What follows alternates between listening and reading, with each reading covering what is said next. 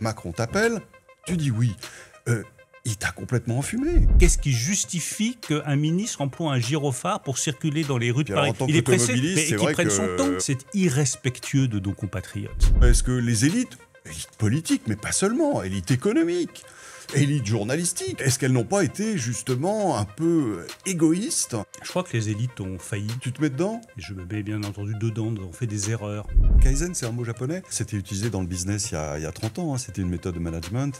Concentrer toutes les énergies dans une amélioration permanente. Et si tu peux me permettre, c'est l'opposé de la vie politique actuelle. Taux TVA pour un coquillage fermé n'est pas le même que pour un coquillage ouvert. Toi, quand t'es ministre, tu signes bien les décrets, tu les vois, tu les lis, et tu peux pas arrêter les types en disant les amis, où vous partez quoi? Faites-moi un truc tout simple. Est-ce que tu n'as pas le pouvoir, quand tu es aux affaires, de faire simple? Pourquoi faire compliqué?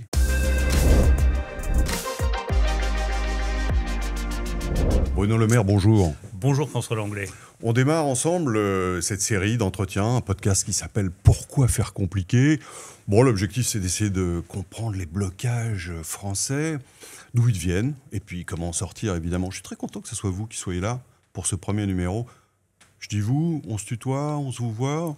On peut se tutoyer. On fait ça dans la vie. Donc faisons comme dans la vie. On se connaît bien parce Exactement. que tu as été ministre des Finances pendant 7 ans, journaliste économique. On a eu souvent l'occasion d'échanger sur les problèmes du pays. Je me souviens qu'il y a moins d'1 an, tu m'as conseillé un livre. Franchement, c'est d'ailleurs l'un des meilleurs livres que j'ai lus cette année-là. C'est un livre d'histoire de Robert Darnton qui s'appelle « L'humeur révolutionnaire ». Ce type, qui est un vieux bonhomme, historien de la Révolution française, chronique les quelques années qui ont précédé la Révolution. Et il raconte la vie des Parisiens, la vie dans les cafés, qui est bouillonnante d'ailleurs du point de vue intellectuel, les journaux qui naissent, et les similitudes avec la période actuelle sont tonitruantes. Est-ce que tu penses qu'on est à la veille d'une révolution ? Je pense qu'on est à la veille de très grands changements, que les Français vivent ces changements, et ils le vivent du coup avec une très grande inquiétude, parfois une très grande violence qui se traduit malheureusement dans les débats politiques.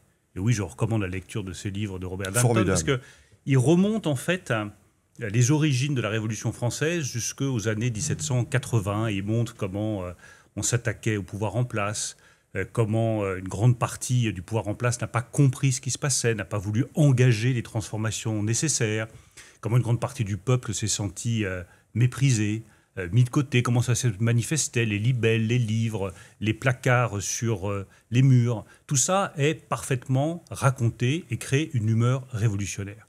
Aujourd'hui, je ne qualifierais pas l'humeur actuelle de révolutionnaire, mais il y a une humeur de désespérance en France. On n'y croit plus. Et quand je circule en France, que je rencontre de compatriotes, que j'échange avec eux, dans le train, dans le TER, partout où je peux aller en France, j'entends souvent cette phrase « Monsieur le maire, c'est foutu ». Et si j'avais un message à faire passer, c'est que ça n'est jamais foutu pour la France.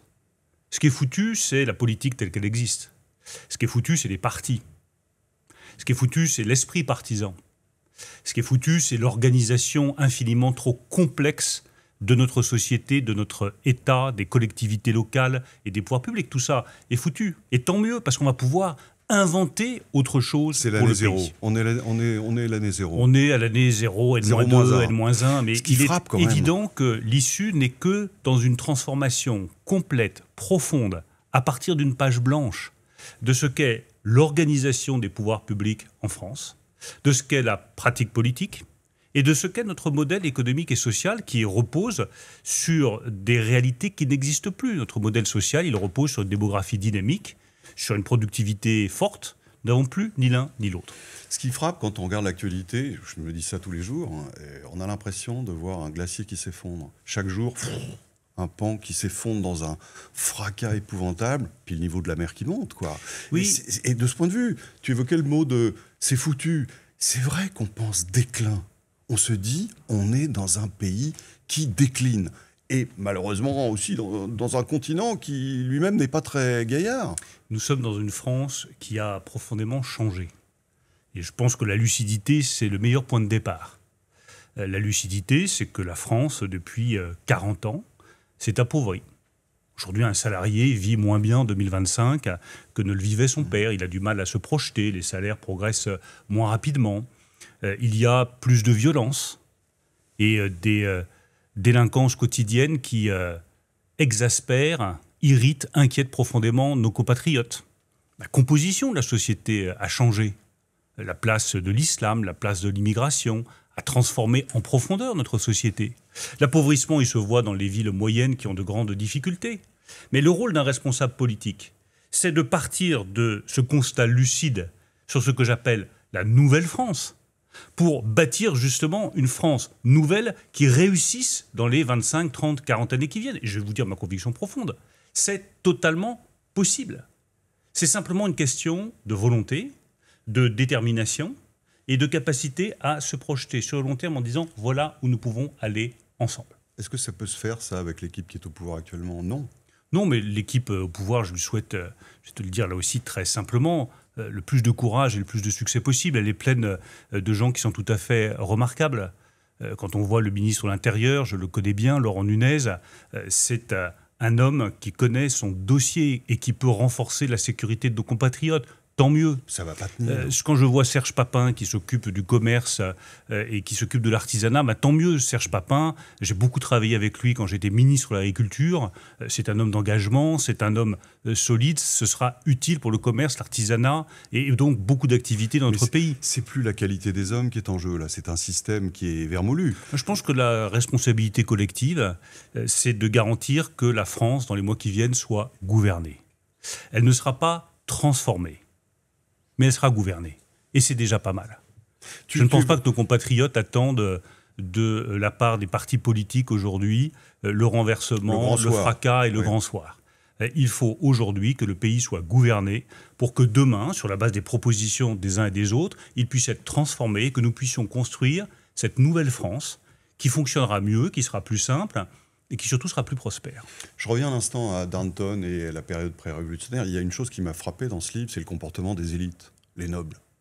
Et il explique bien qu'à partir d'un moment, les types disent « tout pour moi ». Ils se goinfrent. Et ils oublient la responsabilité qu'ils ont vis-à-vis du peuple, en le protégeant, en ne l'assommant pas de taxes, etc.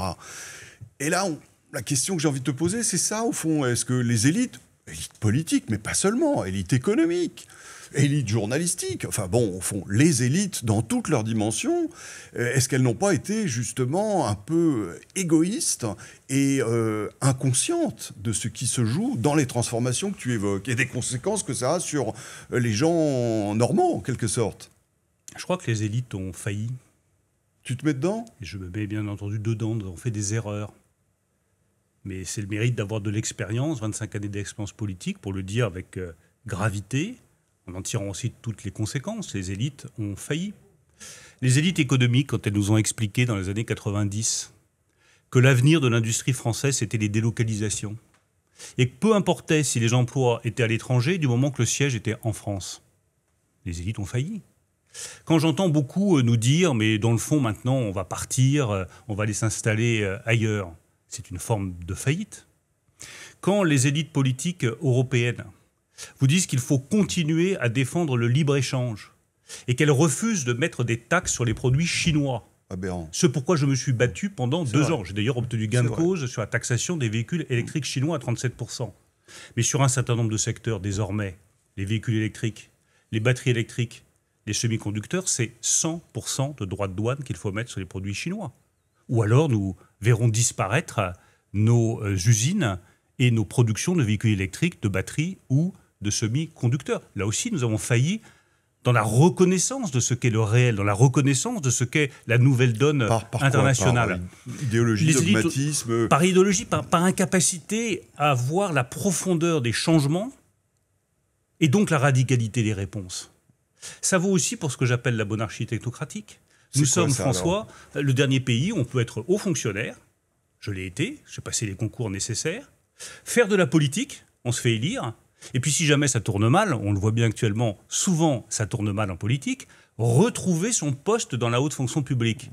Mais entre fonctionnaire ou partisan, il faut choisir. Toi, tu as démissionné, hein ? Moi, j'ai démissionné parce que je ne concevais pas d'avoir le titre de la fonction publique, la protection de la fonction publique, la neutralité de la fonction publique, tout en m'engageant politiquement. Il faut savoir prendre des risques pour soi.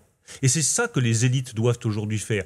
Prendre des risques pour soi et pas demander aux autres de les prendre sans jamais en prendre pour soi. Poursuivons un instant sur toi. Moi, il y a quelque chose que je n'ai pas compris. C'est justement le dernier épisode.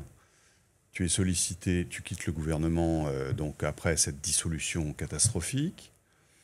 Et tu es sollicité donc il y a 8 jours, d'abord par Emmanuel Moulin, secrétaire général de l'Élysée. Tu as raconté ça, donc que tu connais bien. Il a été ton collaborateur. Puis par le Premier ministre Le Cornu, que tu connais bien. Il a été ton collaborateur.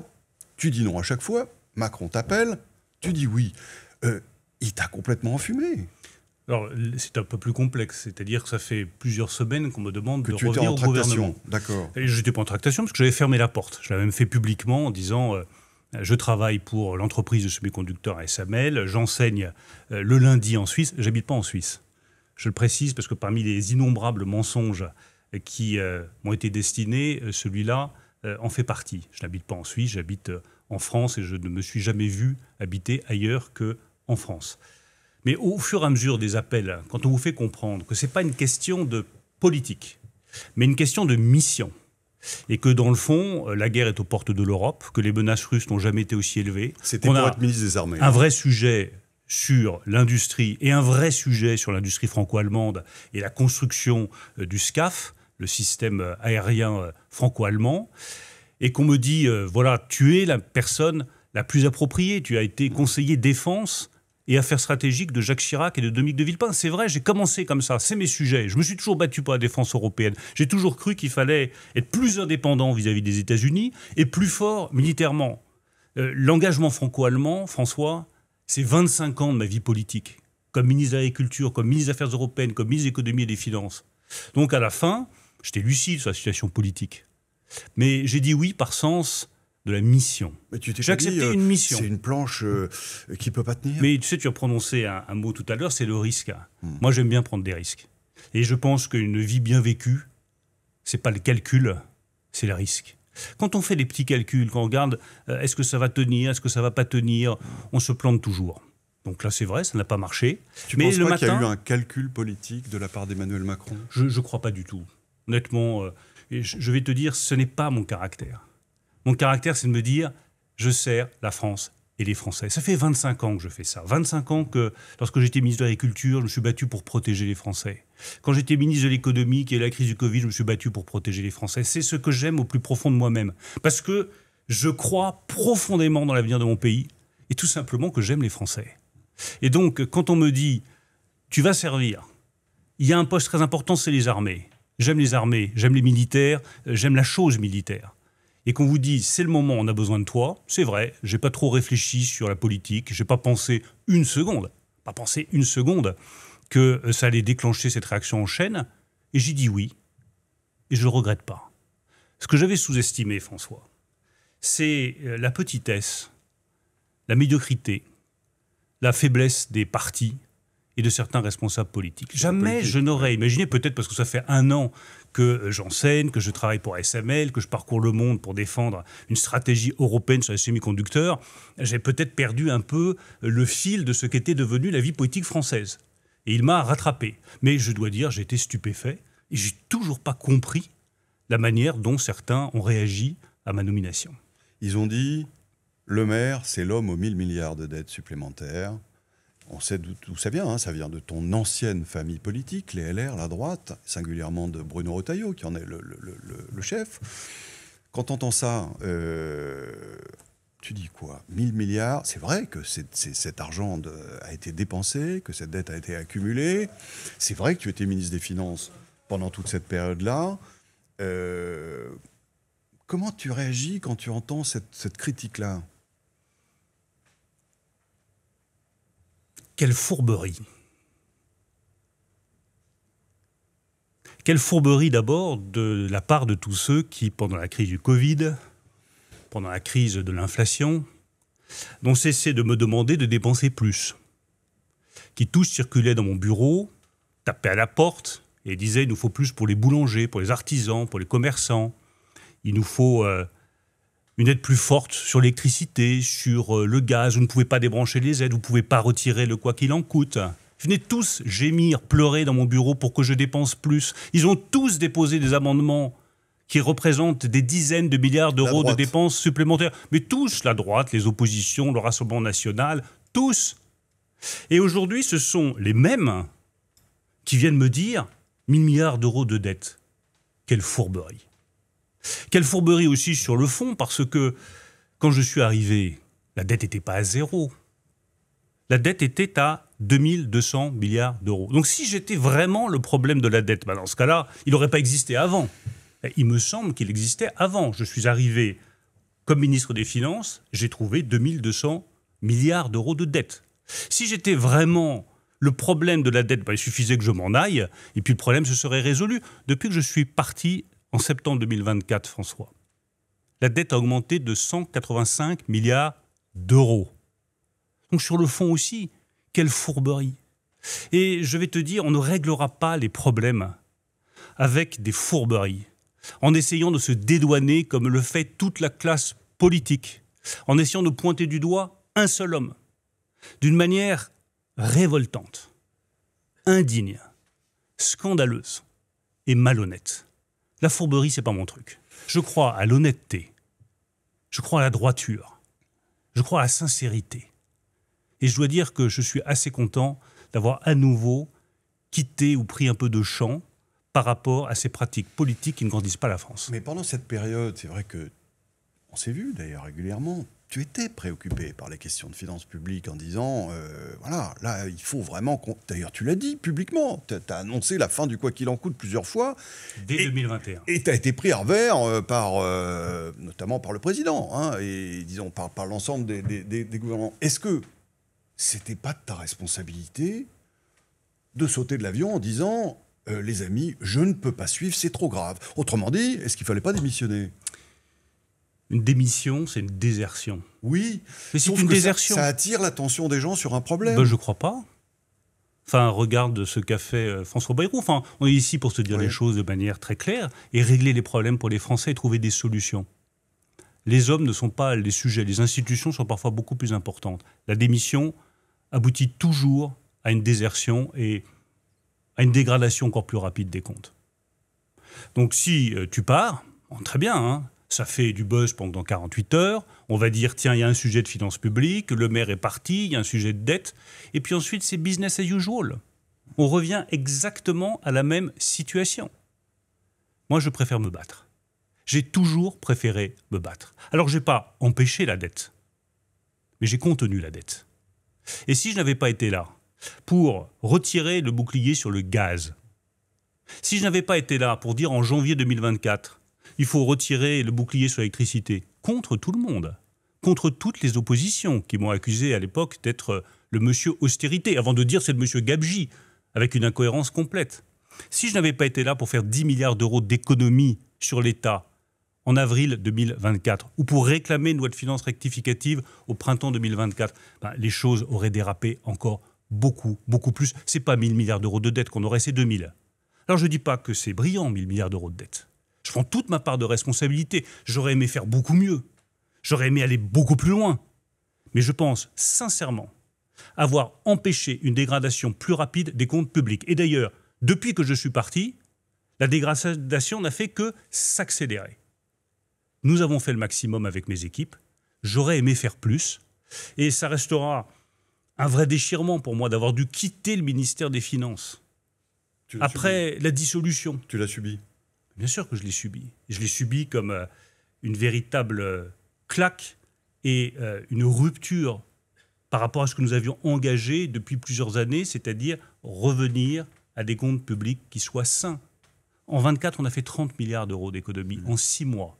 Le rapport de la commission d'enquête de l'Assemblée nationale, qui a fait un travail d'ailleurs formidable, sous la direction d'Éric Coquerel et d'Éric Ciotti, dit noir sur blanc. Ce sont les économies les plus importantes réalisées sous la Ve République. 30 milliards d'euros d'économies, il suffisait de continuer, mais disons les choses clairement. On nous a retiré le tapis sous les pieds avec la dissolution. Le on, oui, c'est Macron. C'est le choix du président de la République. Je l'ai dit à plusieurs reprises, c'est son choix, ça lui appartient, et je ne suis pas là pour critiquer les uns ou les autres. Je dis simplement les faits. Nous étions engagés début 2024 dans le rétablissement des comptes publics. Nous avions fait les économies les plus importantes jamais réalisées sous la Ve en aussi peu de temps. Et alors qu'il suffisait de continuer, le président de la République a fait le choix de dissoudre.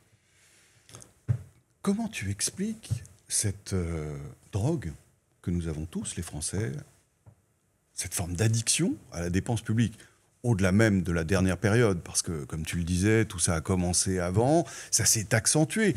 Les chiffres saisissants, tu les connais comme moi, entre 2019 et 2023, la dette publique moyenne en zone euro augmente de 4 points de PIB. Chez nous, c'est 12. Donc, on protège, mais on ne corrige pas derrière. Qu'est-ce qui est déréglé dans la mécanique française?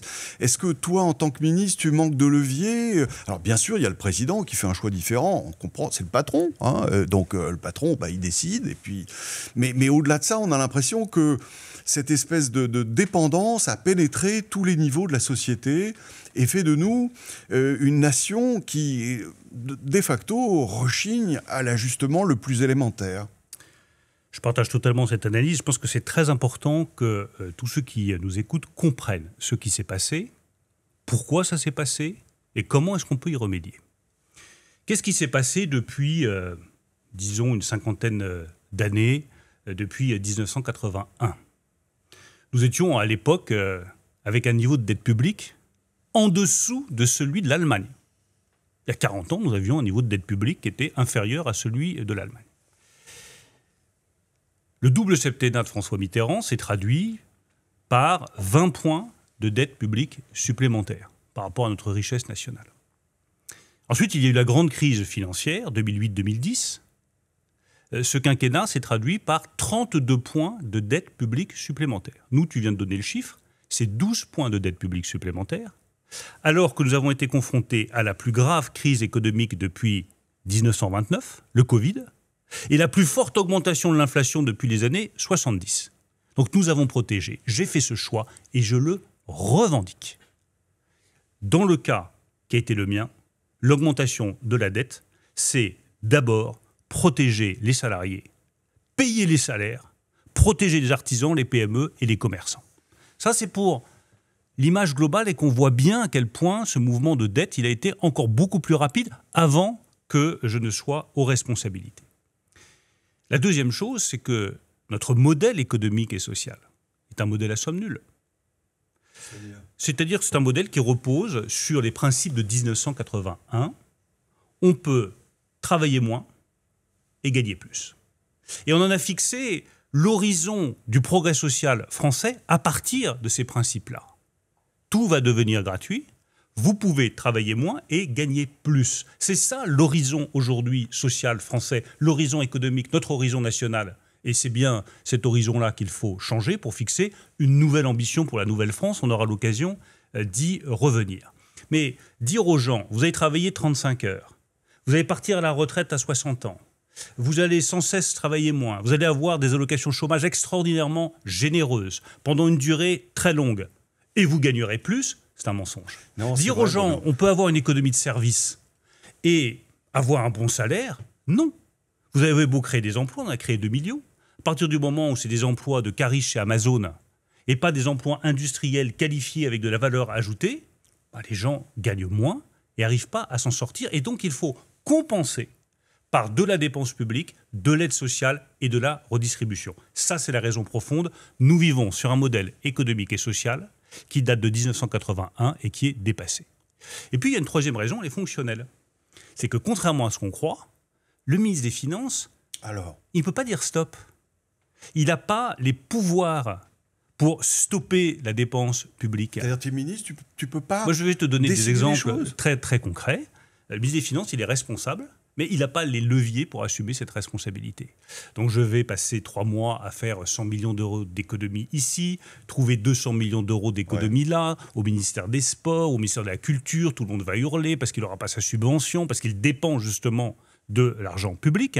Et puis dans le même temps, tu te réveilles le matin après avoir trouvé tes 100 millions d'euros d'économie, tu allumes ta radio, ou tu regardes le podcast de François Langlais, ou tu regardes le 20h de TF1, tu apprends que le point d'indice des fonctionnaires a été revalorisé de 3,5 points, par la première ministre de l'époque, pour laquelle j'ai amitié et respect, Elisabeth Borne, qui ne t'a pas averti.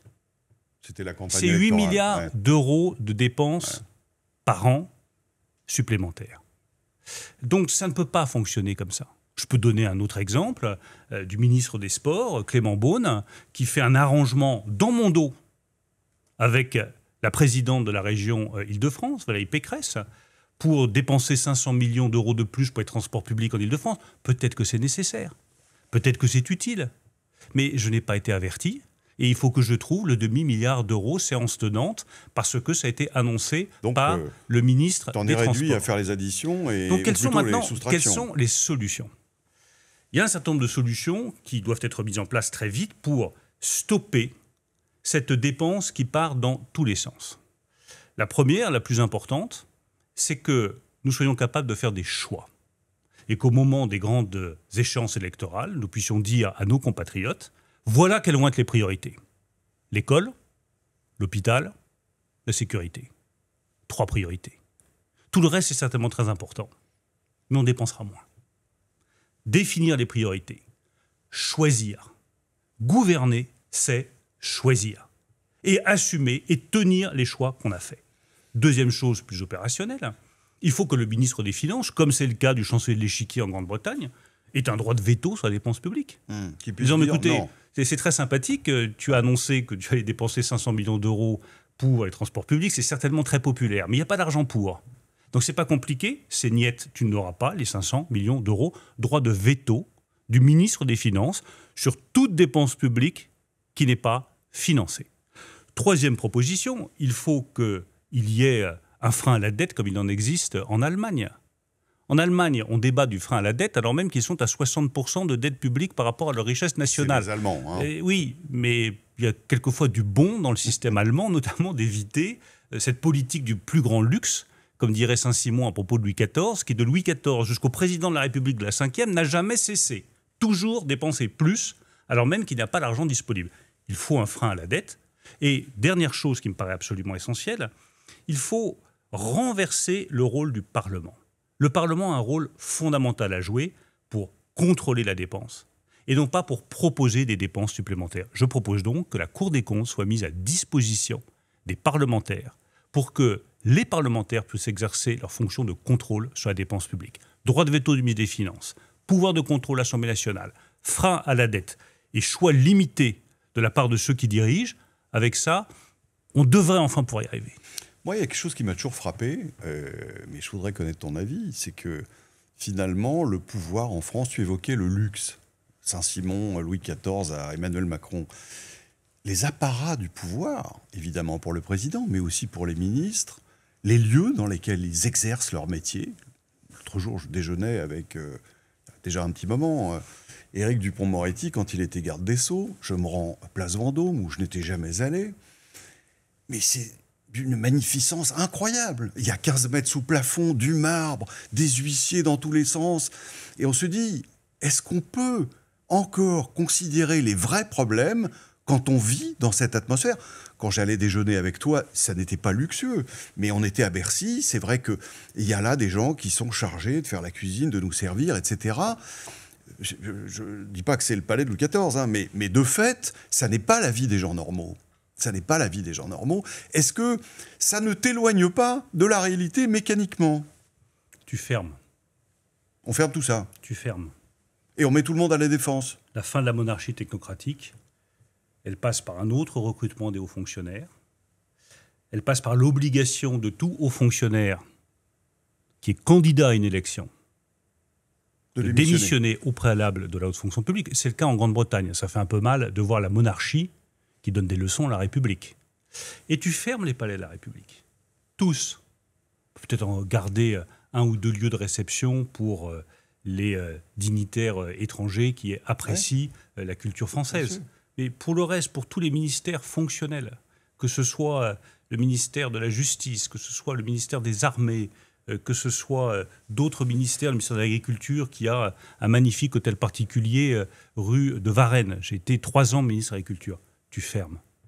Et tu crées un lieu où les ministres pourront travailler mieux, plus simplement, au service de nos compatriotes. C'est important quand même, ces symboles-là. Mais les symboles sont clés. Ouais. Je reviens à Darnton et à l'humeur révolutionnaire. Les symboles sont clés. Des tout petits symboles, comme l'utilisation du bleu, le gyrophare dans les rues de Paris. Mais qu'est-ce qui justifie qu'un ministre emploie un gyrophare pour circuler dans les rues de Paris? Il est pressé, mais qu'il prenne son temps. C'est un peu énervant. C'est dangereux et c'est irrespectueux de nos compatriotes. Je pense vraiment qu'en termes d'efficacité gouvernementale, nous devons repenser totalement la gouvernance, mettre fin à la monarchie technocratique, être capable de remplacer nos fonctionnaires dans certaines directions par des dirigeants venus d'ailleurs, qui auront eu d'autres expériences et qui sauront voir les choses différemment. Obliger donc les hauts fonctionnaires à démissionner quand ils font de la politique. Fermer les palais de la République pour avoir une politique plus simple et des gouvernants qui soient plus proches de la réalité de nos compatriotes.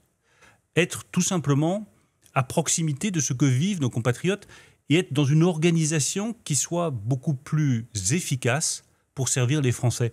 Ces gouvernements de 43 membres, et je le dis en prenant brutalement ce recul, j'étais pendant 25 ans dans la vie publique. J'ai occupé beaucoup de fonctions. J'ai servi Jacques Chirac pendant très longtemps. J'étais ministre de l'Agriculture, ministre des Affaires européennes, ministre de l'Économie et des Finances, directeur de cabinet du Premier ministre, conseiller du ministre de l'Intérieur. Tout cela, je le vois bien, est désormais obsolète. Un gouvernement, c'est 10 membres. 10 membres pleins. Pas 45. Sobriété, simplicité, efficacité. Et avec ça, on retrouvera quelque chose de très important, parce que ce n'est pas que du symbole. On saura qui décide, qui est responsable. Parce qu'aujourd'hui, cette multiplication de ministres, de secrétaires d'État, de ministres délégués, l'enchevêtrement des compétences à tous les niveaux, nationaux, locaux, européens, fait que personne ne s'y retrouve. Et personne ne sait qui décide de quoi. C'est comme ça que, finalement, on en arrive à dire, la dette, c'est Bruno Le Maire, c'est le ministre des Finances. Ah bah oui, c'est commode. Tout le monde a voulu dépenser et on fait tout retomber sur celui qui occupait par fonction ce poste-là. Si on organise mieux, on décidera mieux. Et si nous décidons mieux, nous servirons mieux nos compatriotes. Tu vois, ce que tu dis me fait penser à une question que je me suis toujours posée. Parce que tu évoques la multiplicité des responsables politiques, incontestable, mais en dessous, tu as l'administration et son fourmillement, et puis les fermiers généraux, quoi, c'est-à-dire justement les hauts fonctionnaires. Je me suis toujours posé la question, pourquoi un ministre, comme tu l'as été, en arrive à avaliser des dispositifs d'une complexité inouïe. Je pense à MaPrimeRénov', j'ai fait 10 chroniques là-dessus. 120 plafonds différents de revenus en fonction de l'endroit où tu habites, de ton âge, de ton niveau de revenu, du fait que la lumière frappe ou pas le temple d'Abou Simbel. On se dit, mais en fait, ces gens sont dingues. Ils sont dingues de concevoir des trucs pareils. Ou bien les taux de TVA. Taux de TVA pour un coquillage fermé n'est pas le même que pour un coquillage ouvert. Le chocolat au lait ou le chocolat on connaît noir. Tout ça. Mais tout ça. Toi, quand tu es ministre, tu signes bien les décrets. Tu les vois, tu les lis. Et tu peux pas arrêter les types en disant les amis, où vous partez, quoi. Faites-moi un truc tout simple avec 2 situations. Et puis, quitte à diminuer un petit peu le montant des aides, parce qu'évidemment, on sait que plus c'est compliqué, plus on peut attraper les fraudes. Enfin, encore qu'on peut d'ailleurs stimuler la fraude avec des choses compliquées. Mais est-ce que tu n'as pas le pouvoir, quand tu es aux affaires, de faire simple? Pourquoi faire compliqué? Tu fais compliqué parce que cela répond très profondément à l'organisation politique, administrative et je dirais même à la culture française. Le fantasme sur lequel nous vivons, le principe sur lequel nous vivons, c'est que le droit peut organiser le réel. Que la règle peut et doit contrôler la vie. Je pense qu'il faut aller... C'est très français, ça. Mais c'est très français. C'est cette illusion que le réel partant de partout, la vie pouvant toujours vous prendre par surprise, il faut prévoir tous les cas de figure possibles et imaginables et les fixer dans le droit et dans des codes. Donc bien sûr qu'on peut simplifier ici ou là à la marge. J'ai essayé, ça ne marche pas. Et on n'y arrivera pas comme ça. On peut y arriver sur un sujet ou sur un autre. Je suis arrivé par exemple, je vais te donner un exemple très concret, sur le produit d'épargne retraite.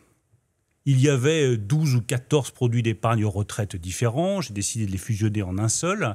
Et on a fait un produit très simple où chacun est libre à la sortie de prendre une rente ou de prendre un capital. Mais ça a été une bataille contre mon administration féroce Parce qu'il voulait fixer des règles d'obligation en disant si vous avez tant, vous sortez en rente, si vous avez moins, vous sortez en capital. Donc c'est 1 an de bataille pour simplifier pour un résultat qui a bien marché. Il y a 11 millions de titulaires du produit d'épargne retraite, mais enfin, c'est une goutte d'eau dans un océan de complexité. Donc je pense qu'il faut prendre les choses de manière beaucoup plus vaste en se disant on va rompre avec plus de 2 siècles sur lesquels nous avons construit l'organisation de l'État, des collectivités locales et du droit français visant à contrôler la vie des Français par l'État et par le droit. On prend chacun des codes, par exemple le code de l'environnement, ou le code du travail, ou le code de la sécurité sociale. On crée, ça a été un mot à la mode, un conclave de 6 mois, avec des experts juridiques, des experts scientifiques, des ingénieurs qui ont la charge de simplifier au maximum ce code. Et au bout de 6 mois, chaque nouveau code sera soumis au référendum des Français, pour qu'ils décident d'eux-mêmes s'ils veulent la simplification du droit, du code, et donc la simplification de leur vie. Je ne crois plus à une démarche qui part du bas vers le haut. Je pense que dans beaucoup de cas, elle peut fonctionner. Dans le cas de l'organisation, de la décision administrative, de la gestion de la complexité, il faut frapper beaucoup plus fort, beaucoup plus rapidement, prendre les codes, les simplifier et soumettre ça au vote des Français. Je donne un exemple très simple. L'A69 entre Castres et Toulouse. Tout le monde est tombé. Ce fameux autoroute qui a été construit, déconstruit. Oui. Enfin, c'est lunaire. On dit qu'on est à court d'argent public, on a dépensé 300 millions d'euros pour rien, on a arrêté le chantier, les engins de chantier qui étaient sur le bord de la route. Il y avait cette saignée qui est évidemment traumatisante pour les paysages et traumatisante pour les habitants. Les habitants de Castres qui disaient quand est-ce qu'on va être bien reliés. Tout ça n'avance pas. Recours au tribunal administratif et suspension des travaux. Ils ont repris depuis. Tout le monde tombe sur le dos de ces pauvres juges administratifs. Alors, c'est de votre faute, ils ne comprennent rien. Mais non, ils appliquent le droit du code de l'environnement et ils font respecter les règles que les mêmes parlementaires qui critiquent les juges ont votées. Simplifier le droit, c'est simplifier la vie des Français. Mais c'est accepter la vie, c'est accepter le risque. C'est accepter qu'effectivement, sur un certain nombre de sujets, tout ne sera pas bordé au millimètre comme c'était le cas auparavant. Et c'est ça qui redonnera un élan à nos compatriotes. Le goût du risque, de l'audace, de l'invention, de l'innovation. Tout ce qu'on a perdu au profit du contrôle, de l'encadrement, de la complexité, qui très profondément agresse nos compatriotes. La complexité agresse au quotidien nos compatriotes. Moi, j'ai plus de secrétaire. J'ai plus de conseiller, j'ai plus rien. Je suis tout seul à mon bureau. Tu t'organises ? Bien sûr que je m'organise, je sais faire. Mais je vois aussi la complexité des URSSAF. Je vois à quel point je peux m'arracher les cheveux sur un sujet ou sur un autre. Je sais ce que c'est que de téléphoner aux URSSAF et d'avoir un robot qui vous répond alors que j'aimerais bien avoir quelqu'un qui me réponde. Cette complexité, elle est au quotidien angoissante pour nos compatriotes. Abandonner cette complexité, faire cette révolution de la simplicité par les codes, c'est aussi alléger le fardeau qui pèse dans la tête de nos compatriotes. Ça, c'est un programme de réforme. C'est plus qu'un programme de réforme. Je n'emploie pas le terme de réforme. Parce que c'est un changement radical d'approche de l'État et de la puissance publique par rapport à nos concitoyens. Nous sommes là pour simplifier la vie de nos concitoyens. Nous ne sommes pas là pour les emmerder. La méthode, c'est quoi ? C'est parce que il y a la méthode du grand soir, justement. Au fond, une espèce de révolution qui suivrait une élection présidentielle. Tu vas y aller à l'élection présidentielle ? Je ne crois pas au grand soir. Est-ce que tu vas aller à l'élection présidentielle ? Déjà, je vais aller à Lausanne lundi prochain donner mon cours. Ensuite, je vais aller à Eindhoven chez ASML pendant 3 jours pour travailler sur les semi-conducteurs. Et je pense qu'il est sage aujourd'hui de laisser le gouvernement travailler et de ne pas se fixer de grandes ambitions pour soi. Il faut d'abord travailler sur le fond, se fixer des grandes ambitions pour le pays. Là, et puis on verra de quoi l'avenir sera fait. Ce que tu nous décris, c'est un programme, c'est une ambition pour le pays, pour le rénover. C'est une ambition pour construire au service de tous nos compatriotes. Et puis on verra bien qui, le moment venu, prendra le leadership sur une campagne qui n'a même pas commencé, dont nos compatriotes n'ont absolument rien à faire et qui n'est pas le sujet du jour. Mais en revanche, ce qui me paraît très important, c'est la capacité à projeter le pays plus loin. En se disant, moi, c'est ce que j'appelle la méthode Richelieu. Richelieu, il avait un énorme atout. Il a été un des grands ministres, le Premier ministre de Louis XIII. Et il a gouverné de 1624 à 1642. Il n'avait que 3 priorités. La première, c'était essayer de maîtriser les grands dans les baronnies locales. La deuxième priorité, ça a été, hélas, d'abattre le protestantisme. Et la troisième priorité, d'essayer de contenir les ambitions des Bourbons d'Espagne. Pendant plus de 20 ans, il n'a suivi que ces 3 priorités. Je pense que ça doit être la même chose pour la vie politique française et pour les ambitions qu'on peut avoir pour le pays dans les années qui viennent. La première des priorités, c'est redevenir une nation de production. Ce que nous avons toujours été au cours des siècles. Grande nation industrielle, grande nation agricole. Aujourd'hui, nous sommes une grande nation de services. Sur les 2 chapitres, on a pris des coups. Exactement. On a payé cher et on a perdu énormément de prospérité, d'inventivité.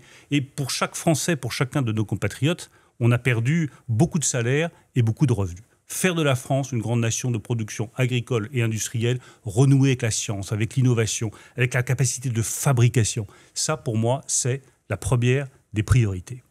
La deuxième, c'est la réorganisation complète des pouvoirs publics. On en a parlé longuement. Locaux, nationaux, européens. Qui fait quoi? Essayer de dévider cette pelote et cet enchevêtrement de responsabilités auquel plus personne ne comprend rien. Je pourrais donner des exemples très concrets. Deuxième priorité. La troisième, c'est retrouver de la fierté sur la culture française, sur ce que nous sommes. Nous sommes une langue, nous sommes une histoire, j'ai parlé de Richelieu, nous sommes une grande nation, nous sommes un grand peuple, nous avons une origine, des valeurs, une histoire, une mémoire, nous devons en être fiers. Ce que nous sommes. Je me méfie toujours de ce terme d'identité qui enferme un peu. J'emploie plus le terme de culture. Ce que nous sommes comme Français doit nous inspirer de la fierté. Rien de plus. Produire, défendre notre culture, réorganiser les pouvoirs publics. Voilà qui doit suffire à sa peine pour la génération qui vient. Tu fais de la montagne, de la randonnée. Qu'est-ce que ça t'apporte? Ça m'apporte l'inconfort. Parce que c'est dur. Parce que c'est dur. J'ai fait de la montagne cet été avec un guide absolument formidable qui s'appelle Mathis Dumas, qui est aussi un grand photographe qui a accompagné Inoxtag sur l'Everest. Et il n'a pas arrêté de me dire, mais je vais te sortir de ta zone de confort. Et je pense que c'est ça, on parlait du risque tout à l'heure. C'est ça la vie. C'est sortir de sa zone de confort. Quand je me suis retrouvé au sommet d'une aiguille extraordinairement étroite, alors que je pensais avoir le vertige et que je ne pensais pas y arriver, et que finalement j'y suis arrivé. Alors, mon fils qui était avec moi, qui a 17 ans, s'est beaucoup moqué de moi en me disant « mais dis donc, on dirait papy à la montagne ». Mais j'y suis quand même arrivé. Et donc, on dépasse ses limites. On se met dans une zone qui n'est pas une zone de confort. On se confronte à soi-même. Qu'est-ce qu'on apprend? On apprend que on porte beaucoup plus en soi qu'on ne le croit. On peut beaucoup plus qu'on ne le croit. Et moi, c'est la leçon que j'ai tirée, puisque je suis évidemment passionné par mon pays. La France peut beaucoup plus qu'elle ne le croit. Il suffit qu'elle se mette en risque. Si on reste dans notre confort, notre organisation, qu'on verrouille, qu'on sclérose, principe de précaution, ceinture, bretelles, on n'y arrivera pas. Mais si on dit à tous les Français, et notamment aux générations qui viennent, à ceux qui ont aujourd'hui 18, 20, 25 ans, allez, on va casser tout ça, on va passer à autre chose. On va retrouver l'audace, on va retrouver le panache, on va retrouver l'envie d'être français, de montrer au monde ce que l'on vaut. Ce que font plein d'entreprises, plein de jeunes dans la tech, ce que font plein d'enseignants qui font un travail formidable, ce que font nos chercheurs, nos scientifiques. Regardez Aguillon, prix Nobel d'économie, nos prix Nobel dans de multiples domaines, la physique, la chimie, les médailles Fields en mathématiques. Tout ça prouve qu'il y a une capacité d'innovation, de créativité dans notre pays qui est exceptionnelle. La France peut plus, beaucoup plus, infiniment plus que ce qu'elle ne croit. Qu'est-ce qui t'a appris ton guide, Mathis Dumas? Est-ce qu'il y a un élément qui t'a transmis, qui te sert?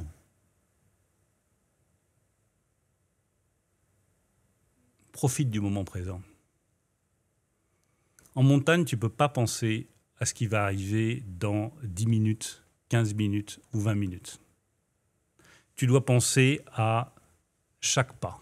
D'abord parce que c'est dur, parce que ça fait mal quand on est en altitude, et parce que le faux pas, c'est la chute. Et donc, il m'a appris à ne pas me projeter sans cesse. C'est la meilleure réponse que je pourrais te donner sur l'élection présidentielle. J'ai 25 ans de vie publique derrière moi. J'ai été heureux, mais à un point que tu ne peux pas imaginer, de servir mes compatriotes. Il n'y a rien qui m'a autant touché que lorsque je rencontrais des paysans, que je les ai aidés, que j'ai vu des éleveurs, des producteurs de lait en détresse, que j'ai essayé de faire le maximum. Il n'y a rien qui m'a rendu plus heureux. Quand pendant le Covid, on travaillait de 6 h du matin à minuit, qu'on apportait des aides et qu'on soutenait tel restaurant, qu'on soutenait tel hôtel, qu'on sauvait telle économie, mais rien ne m'a rendu plus heureux. Donc il faut profiter de ces moments. Parce que j'ai plus 30 ans, j'en ai 56. Et la vie m'a appris qu'on peut se réveiller un matin en se disant c'est fini. Je l'ai vu avec des amis, je l'ai vu avec des proches. Donc ce que m'a appris Mathis Dumas, qui a une trentaine d'années, il est beaucoup plus jeune que moi, ce que m'a appris la montagne, c'est que chaque instant est précieux et que chaque instant doit être vécu pleinement. Le calcul, c'est mauvais. Le risque, c'est bon. La projection permanente, c'est l'assurance de passer à côté de sa vie. Le moment présent, quand tu marches, quand tu écris, quand tu discutes, quand tu échanges, quand tu aimes tes enfants, que tu discutes avec eux, que tu les retrouves, là tu vis bien. Tu l'as vu le film Kaizen d'Inox Tag, justement, où intervient ce guide?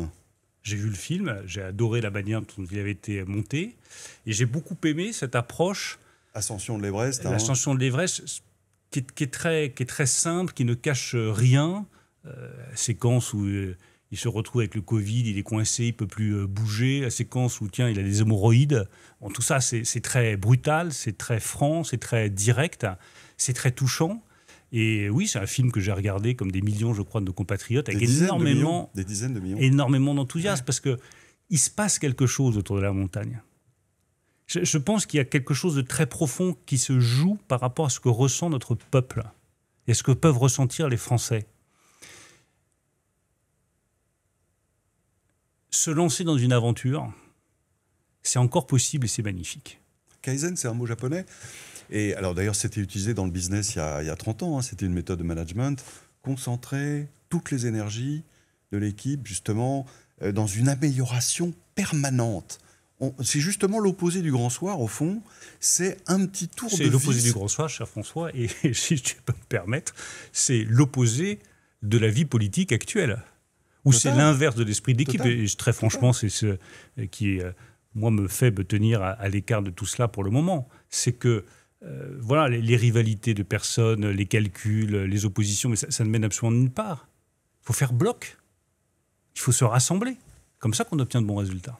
Et c'est une méthode de réforme pour le pays, ça, justement, de garder cette tension, de progresser par petits pas et d'essayer de conserver l'objectif. Mais en France, on a toujours tendance, justement, à penser la réforme comme définitive, réforme des retraites qui va régler le problème. Alors que, dans la réalité, c'est pas ça. On avance un petit peu, et puis finalement, on est souvent obligé de reprendre l'ouvrage là où on l'a laissé, parce que les problèmes ont continué, parce que petit à petit, les boulons se sont desserrés. On n'a pas cette culture-là en France. Cette culture-là, c'est celle qu'il faut imposer. La culture du grand soir ne fera que des perdants. C'est encore celle des fermiers généraux. Mais la culture du grand soir, de la Révolution, c'est ceux qui sont les plus modestes. Ceux qui ont les revenus les plus fragiles qui en souffriront. Parce que le grand soir, ça va faire quoi? Ça va inquiéter les marchés, vous aurez des taux d'intérêt qui vont exploser, et ceux qui doivent emprunter pour acheter leur maison, leur logement, ou pour un prêt à la consommation, ils vont faire comment? Ils vont payer plus cher. Les avocats du grand soir sont les ennemis des catégories populaires. Donc je crois à une transformation, j'emploie pas le mot de réforme, qui donne le sentiment que sans cesse, il faut changer une chose, il faut changer une autre. C'est une direction qu'il faut suivre, avec une ambition pour le pays, pas à 5 ans, pas à 10 ans, pas à 15 ans, mais à 25, 30 ou 40 ans. Si on a une ambition industrielle, que nous voulons relancer la production industrielle, eh bien, ce n'est pas une réforme qui nous permettra d'aboutir à ça. C'est des choix collectifs sur un certain nombre de sujets. Premier choix, j'en ai parlé, la simplification. J'ai vu il n'y a pas très longtemps le patron d'une boîte de cosmétiques très connue, familiale, qui s'appelle Caudalie. Bien sûr. Il décide de s'installer et d'ouvrir une nouvelle usine près d'Orléans, dans un terrain qui est soi-disant défriché, une zone industrielle. Il faut qu'il redemande toutes les autorisations. Il faut qu'il trouve un accord entre la région, la communauté de communes, le département, les préfectures. Une fois qu'il a fait ça, il y a la DREAL qui s'en mêle, qui lui demande d'autres documents. Et puis la DREAL, ça ne suffit pas. Il y a l'ADEME qui demande d'autres documents qui sont contradictoires avec ceux de la DREAL. Mais alors la préfète intervient parce que la DREAL n'a pas compris ce que la région avait voulu, que la communauté de communes avait elle aussi mal interprété. Mais c'est terrifiant. C'est terrifiant. C'est totalement terrifiant. Mais simplifier progressivement, radicalement notre organisation pour arriver à cette réindustrialisation. Voilà le premier mouvement et la première direction. Deuxième direction essentielle. On n'en a pas encore beaucoup parlé, François, mais je pense que c'est le sujet le plus important pour la nation française. Transformer notre système éducatif. Il n'y aura pas de réindustrialisation en gardant comme objectif 80% d'une classe d'âge au baccalauréat. Faut être plus sélectif. Qui est un mensonge. Un mensonge que l'on a fait aux Français. Et qui est une insulte à la diversité des intelligences des jeunes et de ceux qui vont nous suivre. Il y a plein de formes d'intelligence. Les intelligences intellectuelles, manuelles, il y a des caractères, il faut les reconnaître toutes. C'est 100% d'une classe d'âge au baccalauréat l'objectif. Pas 80% d'une classe d'âge, 100% d'une classe d'âge avec un emploi et pas 100% d'une classe d'âge avec le baccalauréat. Il faut revaloriser toutes les filières professionnelles. Il faut que l'alternance devienne la règle. Il peut y avoir 30 ou 40% d'une classe d'âge au baccalauréat. Si tous les autres arrivent à trouver leurs compétences, leur choix dans l'alternance et dans la voie professionnelle, tant mieux. Troisième chose, si on veut réindustrialiser, c'est qu'il faut arrêter d'augmenter les impôts qui pèsent sur les industries. Parce qu'on ne va pas s'en sortir si on a des impôts de production qui restent beaucoup plus élevés que ceux de l'Italie ou ceux de l'Allemagne. J'étais le premier à faire baisser les impôts de production. Je vois que le gouvernement actuel continue dans cette voie. Il a raison. Voilà ce qui nous permet d'atteindre nos objectifs. Ce n'est pas des réformes. C'est une ambition collective avec une direction à suivre. Quand on t'écoute, on se dit, cet homme-là n'en a pas fini avec la politique. J'en ai certainement pas fini avec l'engagement public. Certainement pas. D'abord parce que la politique peut beaucoup de choses. Et contrairement à ce que j'entends dire, la politique, c'est un vrai pouvoir. Lorsqu'elle est exercée à bon escient, ça peut changer la donne. Quand je regarde ce que nous avons fait en matière économique, en 7 ans, parce que la stabilité est essentielle, si on a le principe d'une direction, il faut de la stabilité dans les fonctions et pas des changements permanents. Mais quand je regarde ce qui a été fait sur l'emploi, 2 millions d'emplois créés, sur la réindustrialisation, 650 usines ouvertes, c'est la première fois depuis 40 ans qu'il y a eu plus d'usines qui ont ouvert que d'usines qui ont fermé.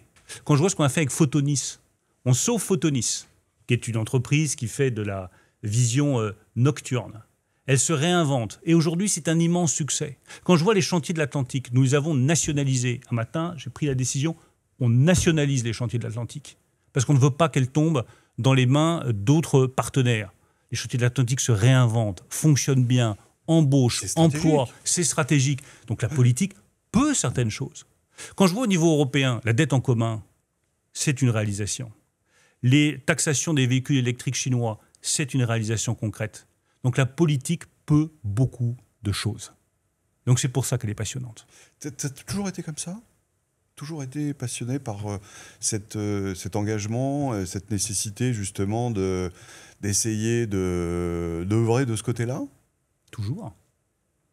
Toujours parce que quand on aime profondément son pays, oui, et c'est le cœur de mon engagement. On peut l'aimer aussi dans une entreprise. Tu es chez ASML, qui est un fabricant de machines ultra sophistiquées. Ils défendent les couleurs de l'Europe. Très heureux de la vie que je mène aujourd'hui. C'est passionnant de transmettre et d'écouter ce que les étudiants ont à vous dire, parce que vous apprenez autant que vous apprenez à vos étudiants. C'est passionnant de construire une stratégie pour les semi-conducteurs en Europe, parce que si on n'a pas les semi-conducteurs, qui sont vraiment les neurones du XXIe siècle, eh bien nous serons dépendants de la Chine et des États-Unis. Et notre culture européenne, notre culture nationale sera menacée, en plus de nos intérêts économiques. Mais l'engagement public pour les Français, pour les territoires français, pour les villes, pour la nation française, pour ce qu'elle est dans l'histoire européenne et dans l'histoire tout court, c'est quelque chose d'exceptionnel. Tes étudiants, ils te disent quoi ? Quelles questions ils te posent ? Mes étudiants, je suis retourné les voir. Pas seulement des Suisses. Non, c'est quasiment que des Français. Ils sont en Suisse, mais c'est quasiment que des Français. Déjà, ils ont beaucoup d'humour. Donc, lorsque je suis revenu lundi dernier, ils m'ont dit écoutez, c'est formidable avec vous. Vous avez été le ministre de l'économie et des finances le plus durable de la Ve République et le ministre des Armées le plus bref de la Ve République. On est très heureux de vous revoir. Et à quoi ils s'intéressent, enfin, au fond, quels sont les sujets qui les passionnent? Ils apprennent beaucoup parce qu'on voit bien que quand vous échangez sur la croissance, moi j'arrive, je dis voilà, j'étais ministre de l'économie, il faut avoir une croissance forte. D'ailleurs, pendant 7 ans, jusqu'en 2024, nous avons eu un des taux de croissance les plus élevés de la zone euro. Bon, ils m'écoutent, mais ils disent mais ça suffit pas la croissance. Ça suffit pas. Enfin, nous, on va pas se satisfaire de votre taux de croissance. On ne tombe pas amoureux d'un taux de croissance, comme disait l'autre. Nous, on veut savoir comment vous allez protéger la planète. On veut savoir comment vous allez garantir le développement durable. On veut savoir comment vous allez garantir la biodiversité. On veut savoir comment vous allez répondre à la pénurie d'eau dans un certain nombre de territoires en France, par exemple dans toute la partie sud-ouest du pays. C'est quoi vos solutions? Et qu'est-ce que vous nous proposez comme modèle économique qui nous permettent de nous épanouir, nous, qui nous permettent de nous engager, qui permettent de trouver du sens dans notre vie. Ça, c'est ce que m'apprennent d'abord mes enfants, mes 4 enfants, et c'est ce que m'apprennent mes étudiants. Et c'est pour ça qu'il n'y a rien de mieux à un moment donné, après 25 ans d'engagement public, de couper et d'écouter ce que les autres ont à vous dire. En disant, là, tu as complètement foiré, là, c'est pas bon, ça, c'était bien, ça, c'est intéressant. Mais surtout, ce qu'on te demande, c'est donner du sens à ce que tu veux pour la nation française, tu veux pour l'économie française. Et si ce que tu nous expliques, c'est qu'il faut toujours plus de richesse, toujours plus de croissance, et c'est tout, ça ne suffira pas. Oui, il faut de la prospérité, mais il faut que cette prospérité soit compatible avec la préservation de la planète, avec la protection de la biodiversité, avec le développement durable, avec la réduction des émissions de CO2. Donc c'est encore plus difficile, donc c'est encore plus intéressant. On a l'impression que ça t'a fait du bien, cette période, ça te fait du bien, cette période justement de déconnexion du monde politique, sans pour autant que tu aies perdu de vue les objectifs qui étaient les tiens, mais on apprend différemment. On apprend beaucoup sur soi, et ça libère. Je pense qu'on ne mesure pas, quand on est dans les fonctions politiques, la charge qui pèse sur les épaules et qui pèse mentalement. Tout est dur. Tout est une confrontation. Et donc, on a beaucoup de mal à retrouver le sens du long terme, à imaginer ce que peut être la France dans 25 ans, l'Europe entre la Chine et les États-Unis dans 50 ans. Couper vous redonne cette liberté. Donc, je crois que c'est un moment de respiration, de réflexion, d'introspection, qui est indispensable dans une vie publique. Merci Bruno Le Maire. Merci François Langlais. C'était intéressant d'ouvrir le feu avec vous pour ce premier numéro de notre podcast. Et puis on vous dit, on te dit, bonne chance pour la suite. Merci François.